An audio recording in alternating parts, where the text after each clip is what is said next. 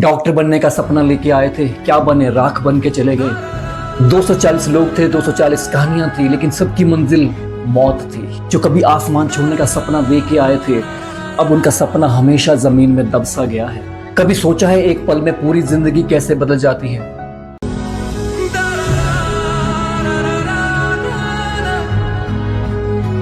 अहमदाबाद से जो फ्लाइट उड़ी, उसमें सिर्फ टिकट बुक नहीं हुए, उसमें सैकड़ों लोगों की कहानियां थी, उनके सपने थे, उनकी उम्मीदें थी, जो हमेशा के लिए अधूरी बन के रह गई है। एक माँ अपने बेटे से मिलने जा रही है, लोग शादियों की तैयारी में जुटे हुए हैं, सामान इकट्ठा कर रहे हैं, गहने खरीदने जा रहे हैं, लेकिन उनको नहीं पता कि अब ये सब कुछ आज खत्म होने वाला है। आज ये आखिरी दिन था। उसमें सैकड़ों लोगों की कहानियां थी, उनके सपने थे, उनकी उम्मीदें थी, जो हमेशा के लिए अधूरी बन के रह गई है। 240 लोग थे, 240 कहानियां थी, लेकिन सबकी मंजिल मौत थी। कई विदेश में पहली बार घूमने जा रहे थे, वो उसके लिए बहुत खुश थे कि हमें विदेश जाने का मौका मिला, एरोप्लेन में जाने का मौका मिल रहा है। कई लोग शादियों की तैयारियों के लिए विदेश जा रहे थे, वहां से सामान खरीदने जा रहे थे, कई किसी से मिलने जा रहे थे, तो कई कुछ बिजनेस के सिलसिले से जा रहे थे।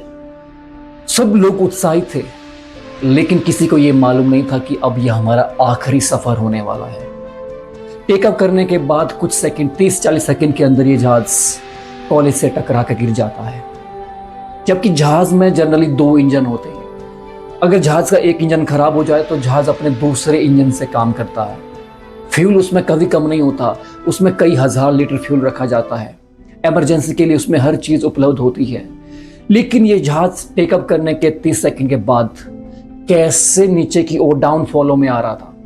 लोगों का सपना होता है कि हम अपनी जिंदगी में एक बार हवाई जहाज में सफर करना चाहते हैं, लेकिन अब जहाजों के नाम से लोगों को डर लगने लगा है। जब से अहमदाबाद का यह किस्सा हुआ है, यह कोई छोटा मोटा किस्सा नहीं था।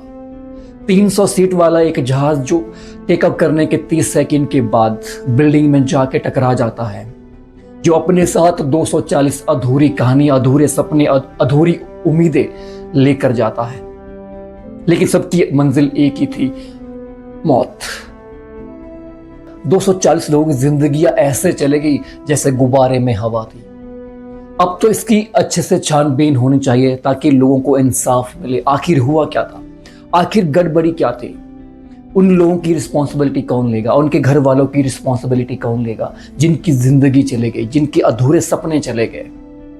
ये तो सब कहते रहे कि टाटा ग्रुप ने सबको 1-1 करोड़ रुपए दिया है, देने की घोषणा करी है, बट उनकी जिंदगी का क्या, फ्यूचर में उस फेलियर का क्या।